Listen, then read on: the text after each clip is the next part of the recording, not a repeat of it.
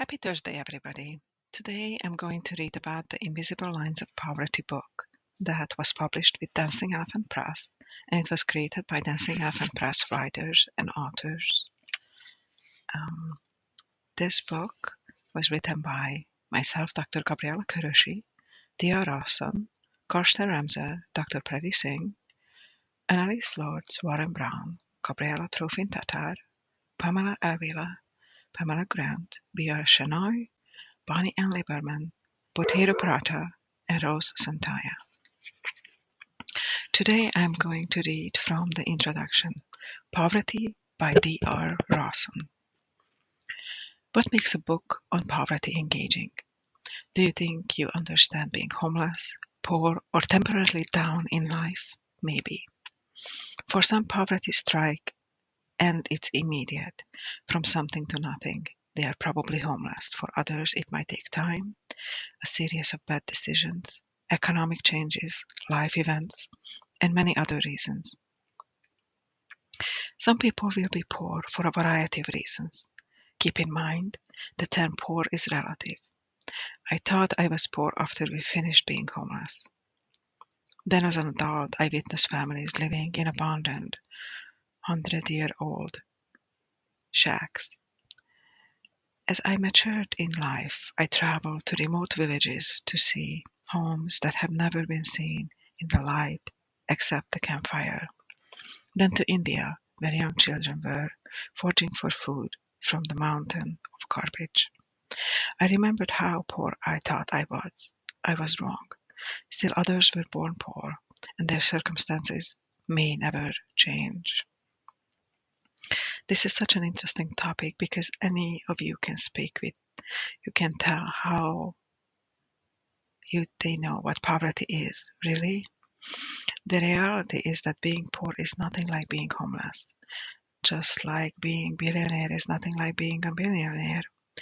Then because being poor is relative, yes it is, there's a thought to a billionaire, to a person with $1 million is poor. The poverty mindset can be different than the one where total poverty is involved. When I witnessed people living in shacks, I thought I seen poor. Then as an adult, I traveled places like Indonesia, Mexico, India, Africa, and others where my ideas poverty evolved again.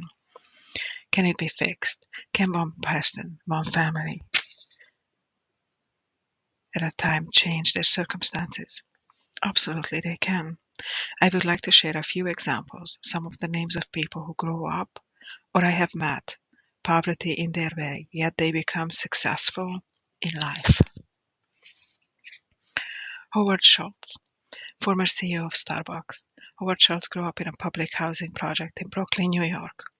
Despite his impoverished upbringing, he went down to attend college on athletic scholarship and later formed Starbucks from a small coffee shop chain into a global powerhouse. Li Ka-shing from China. Business magnate was born in rural China in 1928. Li Ka-shing grew up in poverty and fled to Hong Kong during the Second Sino-Japanese War. He began working in factories and eventually started his own business in plastics, becoming one of the richest men in Asia. Roman Abramovich from Russia. A business magnate, was orphaned at age 2 and raised by relatives. Roman Abramovich grew up in poverty in Soviet Russia. He eventually made his fortune through investments in oil and industry, and he is known for owning Chelsea Football Club. He had changed with the Ukraine war now, and he's not the owner of Chelsea anymore. Right?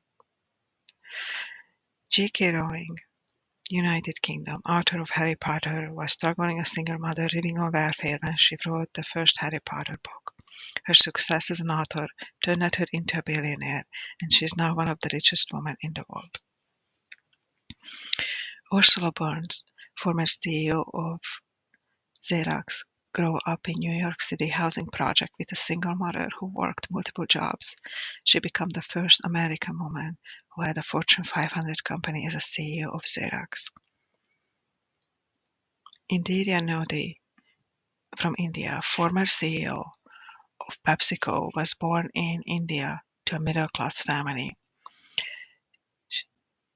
Noe worked hard to secure a place at Yale University on a scholarship. She went on to become one of the most powerful women in business and CEO at Pepsi.